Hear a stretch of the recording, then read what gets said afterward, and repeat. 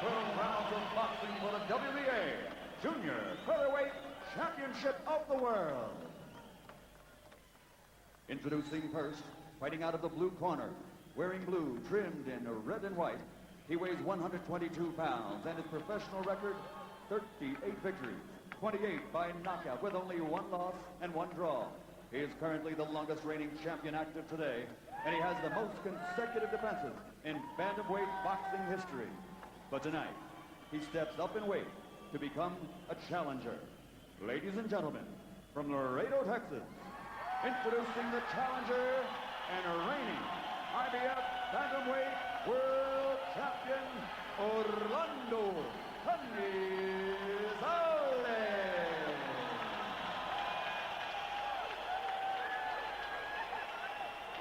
And his opponent across the ring in the red corner, wearing red with white trim, also weighing an even 122 pounds.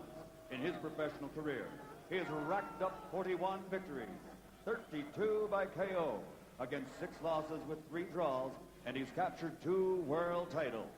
Ladies and gentlemen, from Bayamon, Puerto Rico, presenting the 2-time world champion and reigning WBA Junior Featherweight Champion of the World, Wilfredo Vasquez.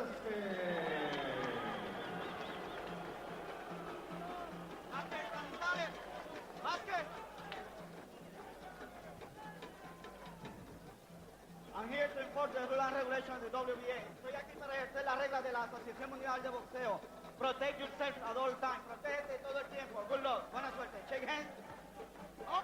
Well, Mr. Ramos doing that for his 21st time as a referee of a world title fight, and Canizales looks across the ring at the man he wants to steal the title from. He can only think 16 times in his career as the bantamweight champion there was somebody else on the other side hoping the same thing back right at Canizales. And now tonight he is the challenger. An unusual situation for Canizales. One that he hasn't been in for almost 9 years now. That's a long time. Longest reigning champion in boxing currently. And now, as he throws the first punch, he no longer is the IBF bantamweight champion. If he loses here tonight, he will not have that title after he steps out. He's got only a title to win here tonight and everything to lose, and his other title going out the window. Right. The title's been declared vacant. You know, on January 21st in Colombia, they're going to match 2 guys, one of whom Canizales already beat, Juvenal Berrio versus Harold Mestre for that vacant title. Interesting fight indeed as we'll see who can be the king of the hill of the bantamweights, as Gonzalez has vacated the 118 division.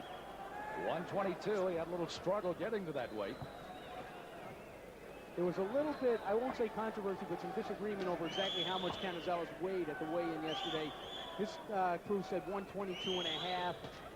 Vasquez's people said 123, whatever. He disappeared for an hour, came back. He rode an exercise bicycle, came back at 121 and a half. So he made the weight comfortably, but he also spent a half hour in the steam room yesterday morning. We talked to Orlando on several of other fights, and he said he always had kind of a walk-around weight of 130, 135 is about as high as he ever got. Oh, yeah, I don't think he's going to weep for that 118-pound belt. I think he's glad to be out of the division. We saw him land a pretty good combination on the champion. Gonzalez using a lot of movement here in round number 1, just trying to feel out the champion. Vasquez, who throws a wild left hand and misses.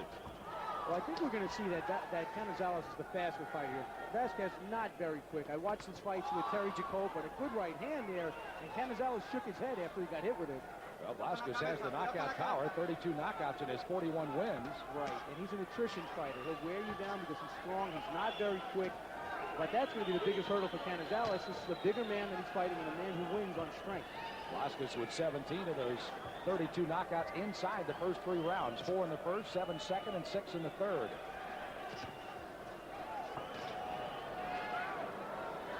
Now Canizales will have a problem if he finds that his hand speed is not quicker enough, if you understand what I mean, to counteract the strength advantage that Vasquez is definitely going to have. That's quick.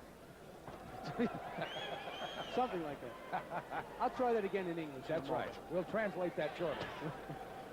And this may be, as Wally has pointed out early on in our conversation before the fighters got in, could be a very difficult fight to score, because you'll almost see, even though Canizales will have more of the movement, you see almost the same type punching power with these two. If Canizales has enough of a punching power at this weight is the big question right now. Right, because he was not showing a lot of punching power at 118 toward the end. That could have been part of not making the weight.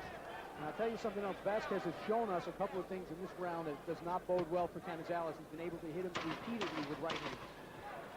Winging left hand by the champion, misses.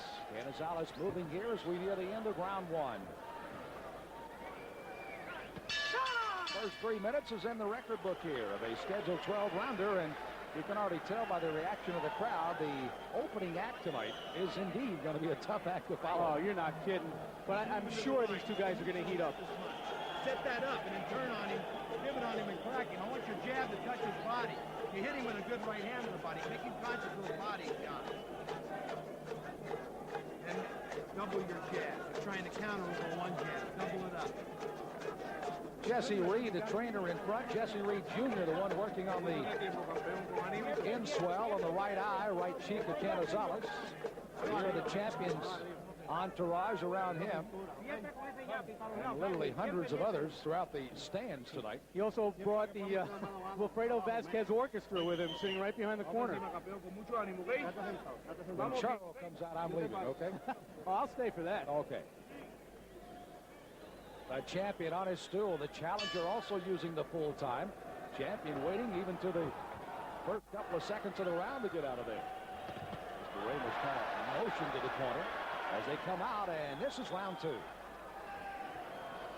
Canizales has been around too long to be worried by what Vasquez did in the first round, but he's got to start thinking about what he can do to avoid that right hand, because that's the punch that'll wear him down. High title defense by the champion. Vasquez, by the way, has been 10 rounds 15 times, and 9 of those have gone to the full 12 rounds. So he is a man that likes the duration of fights. Right, not worried about the distance. Neither one of these guys is. Canizales has been in this many, many times, and I think they both are pretty much resigned to the fact they're not going to have many early knockouts at this stage of their career. They're going to be here a little while. Chan Yong Park was the man that lost the title of the WBA 118 bantamweight title back in October of '87 in Korea. And a 10th round knockout in the first title that Vasquez won at 118.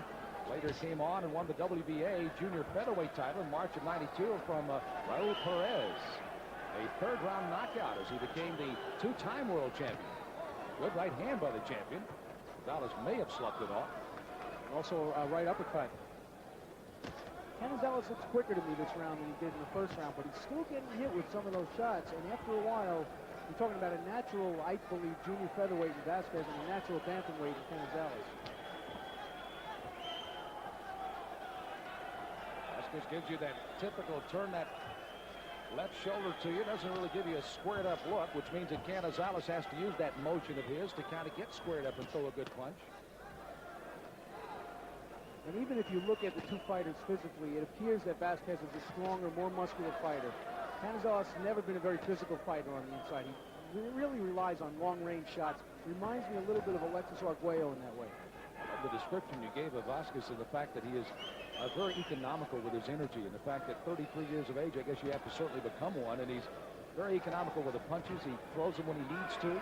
Doesn't overexert himself, certainly early on in this fight in the second round. And having passed my 33rd birthday, a couple of days ago or more, I know the value of conserving energy. By the way, when you go out for the run, when you run out 5 miles, you have to ride back. No buses. That's not allowed here. I can't. Vasquez again trying to answer the countering attack, or at least the pursuing attack at the moment of Canizales, who is the aggressor in this fight.